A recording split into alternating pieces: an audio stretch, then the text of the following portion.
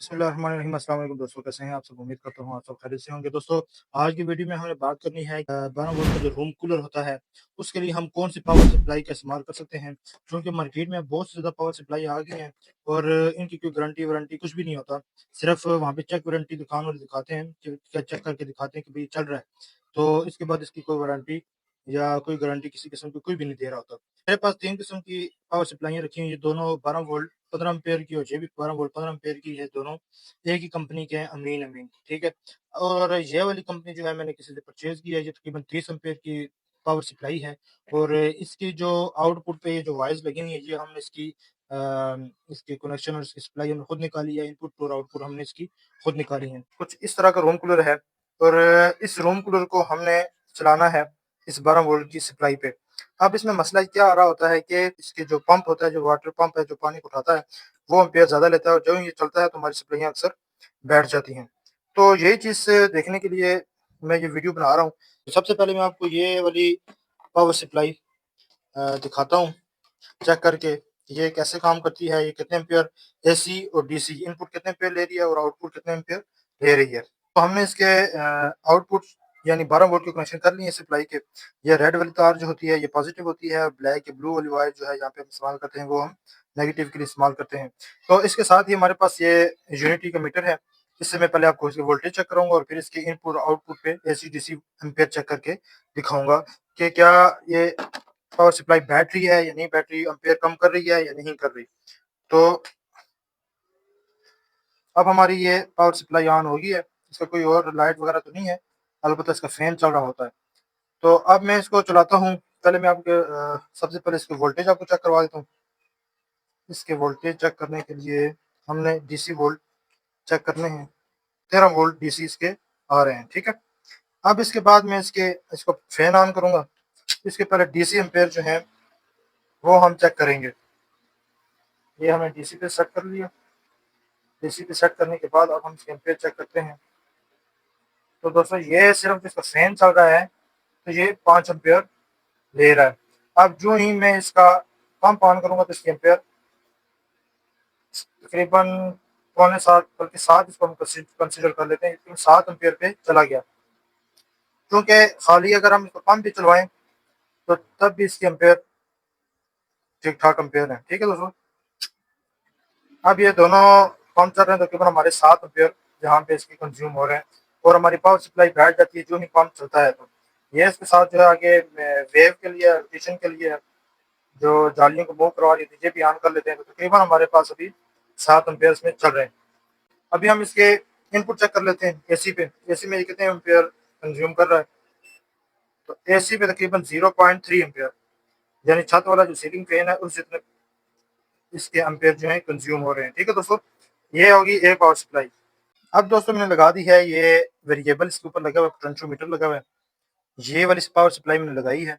अब इसके पहले मैं आपको वोल्टेज एक दफ़ा फिर चेक करके दिखा देता हूँ ताकि आप इस चीज़ में मार ना खाएं, या आपको चीज़ समझ आनी चाहिए कि इसमें कोई भी मैंने वीडियो कहीं से कट नहीं की। ये चेक करने के बाद अभी हमारे पास आप वोल्टेज चेक करें, 13 वोल्ट, ठीक है। अब हम क्या करेंगे, अब इसकी जो आउटपुट है डीसी एम्पेयर वो हम चेक कर लेते हैं। तो डीसी एम्पेयर चेक करने के लिए हमने इसको डीसी पे रखा हुआ है। तो मैं पहले पंखा ऑन करूँगा। पंखा ऑन करने के बाद ये तकरीबन ये भी 4.5 एम्पेयर ले रहा है, ठीक है। अब मैं इसका ऑन कर देता हूँ इसका पंप। पंप ऑन करने पे ये ले रहा है 5 एम्पेयर और इसके साथ जो छोटी मोटर लगी होती है जालियों के लिए वो भी ऑन करने पे हमारे 5 एम्पेयर ले रहा है।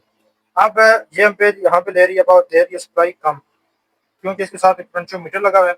अगर मैं इसको मजीद कम करना चाहूँ यहाँ से तो ये कम हो जाएगी, कम करना चाहूँ तो ये कम हो जाएगी। ये आप देख सकते हैं, हम यहाँ से इसको बढ़ा भी सकते हैं और कम भी कर सकते हैं, ठीक है।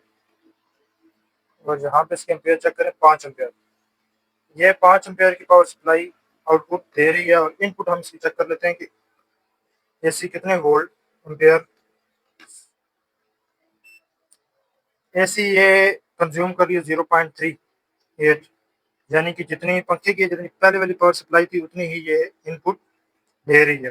ये पावर सप्लाई मैंने अब लगा दी है, 30 एम्पीयर वाली जो पावर सप्लाई है। तो इस पावर सप्लाई की ये ख़ासियत है कि इसके अंदर जो कंपोनेंट्स लगे हुए हैं, वो बहुत ही ज़्यादा और बहुत ही अच्छी मिकदार के, और इस पावर सप्लाई का जो वेट है, वो ना करते तकरीबन किलो, 1.5 किलो से ज़्यादा इसका वेट है, ठीक है? और इसके अलावा इसके जो सबसे मज़े की बात है, वो ये है कि इसके आगे एक स्विच लगा हुआ है ऑन ऑफ के लिए अलग से, ठीक है? और लाइट दी हुई है। और ये पावर सप्लाई मुझे सब पावर सप्लाई में ज़्यादा पसंद है, ना ही लोकल बनी हुई है, ना ही इसमें कोई नाक़िस कंपोनेंट्स लगे हुए हैं।